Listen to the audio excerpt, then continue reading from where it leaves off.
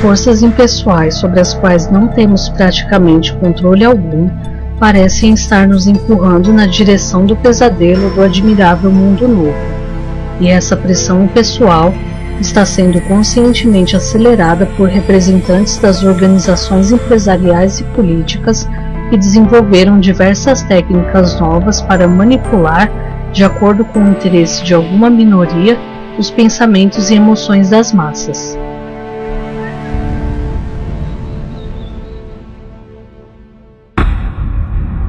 As 10 estratégias de manipulação das massas de Noam Chomsky. Avram Noam Chomsky é um filósofo, cientista cognitivo e ativista político norte-americano. Ele elaborou uma lista das 10 mais comuns e eficazes estratégias para manipular a população. Vamos conhecê-las. Estratégia da distração. O elemento primordial do controle social é a estratégia da distração, que consiste em desviar a atenção do público dos problemas importantes e das mudanças decididas pelas elites políticas e econômicas. Manter a atenção do público desviada dos verdadeiros problemas sociais, cativada por temas sem importância real. Manter o público ocupado, sem nenhum tempo para pensar, de volta à granja com os outros animais. Criar problemas e depois oferecer soluções. Esse método também é chamado problema-reação-solução. Cria-se um problema, uma situação prevista para causar certa reação no público, a fim de que esse seja o mandante das medidas que se deseja fazer aceitar. Por exemplo, criar uma crise econômica para fazer aceitar como um mal necessário o retrocesso dos direitos sociais e o desmantelamento dos serviços públicos. Estratégia da gradação. Para fazer com que se aceite uma medida inaceitável, basta aplicá-la gradativamente, a conta-gotas por anos consecutivos. É dessa maneira que radicalmente foram impostas novas condições socioeconômicas no neoliberalismo durante as décadas de 80 e 90. Estado mínimo, privatizações, precariedade, flexibilidade, desemprego em massa, salários que não garantem uma renda decente, tantas mudanças que haveriam provocado uma revolução se tivessem sido aplicadas de uma vez só. Estratégia do diferimento. Outra maneira de se fazer aceitar uma decisão impopular é de apresentá-la como sendo dolorosa e necessária, obtendo aceitação pública no presente para uma aplicação no futuro. É mais fácil aceitar um sacrifício futuro do que um sacrifício imediato. Primeiro porque o esforço não é empregado imediatamente, e depois porque o público, a massa, tem a tendência de esperar ingenuamente que tudo será melhor amanhã, que o sacrifício exigido poderá ser evitado. Isso dá mais tempo ao público para se acostumar com a ideia de mudança e de aceitá-la com resignação quando chegue o momento. Tratar o público como se fosse criança. A maioria da publicidade dirigida ao grande público utiliza discurso, argumentos, personagens e entonação particularmente infantis, muitas vezes próximos à debilidade, como se o espectador fosse uma criança ou um deficiente mental.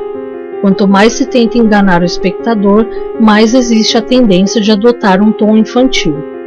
Utilizar o aspecto emocional muito mais do que a reflexão. Usar do aspecto emocional é uma técnica clássica para causar um curto-circuito na análise racional e, por fim, ao senso crítico dos indivíduos. Além do mais, a utilização do registro emocional permite abrir a porta de acesso ao inconsciente para implantar ou enxertar ideias, desejos, medos e ansiedades, compulsões ou induzir comportamentos. Manter o público na ignorância e na mediocridade. Fazer com que o público seja incapaz de compreender as tecnologias e os métodos utilizados para controlar e escravizar. Estimular o público a ser complacente com a mediocridade. estimular o público a acreditar que é moda o fato de ser estúpido, vulgar e inculto.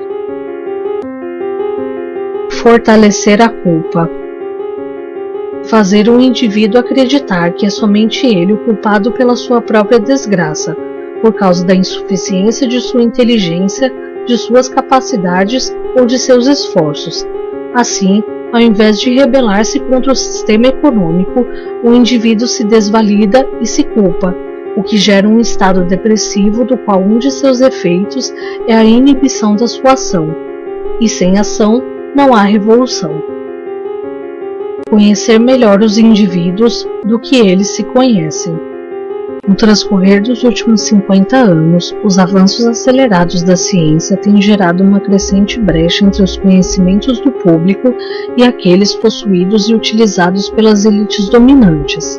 Graças à biologia, à neurobiologia e à psicologia aplicada, o sistema tem desfrutado de um conhecimento avançado do ser humano, tanto do físico quanto do psicológico. A intenção de apresentar as teorias de Noam Chomsky é apenas promover um momento de reflexão, em que cada um tem a liberdade de olhar à sua volta, pensar e tirar suas próprias conclusões. Esse pequeno documentário iniciou-se com um trecho do livro Regresso ao Admirável Mundo Novo, de Aldous Huxley, pois devo concluí-lo com uma frase de outro célebre escritor, George Orwell, que em 1948 concluiu o livro 1984, mas que poderia muito bem ser 2014. Numa época de mentiras universais, dizer a verdade é um ato revolucionário.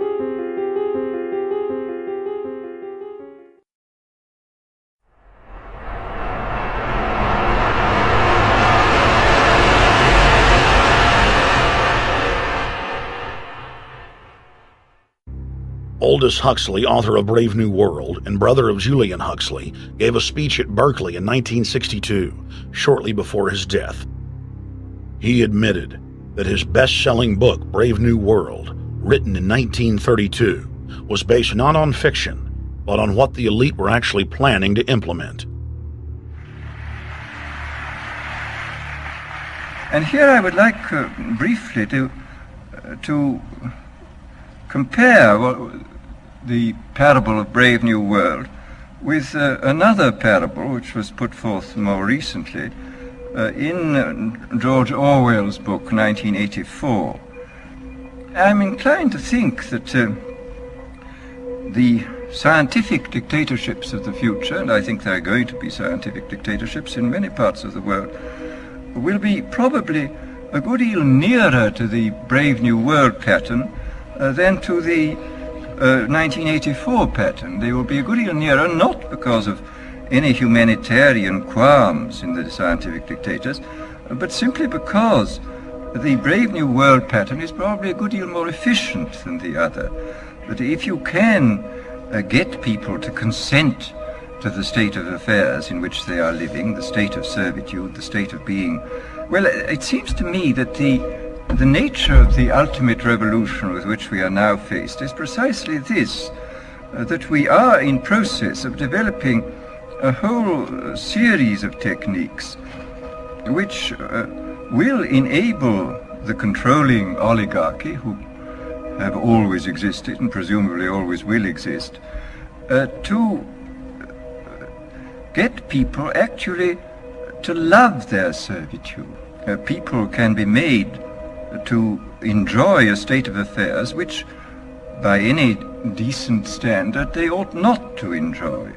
And these methods, I think, are a real refinement on the older methods of terror, because they combine methods of terror with methods of acceptance. But then there are various other methods which one can think of.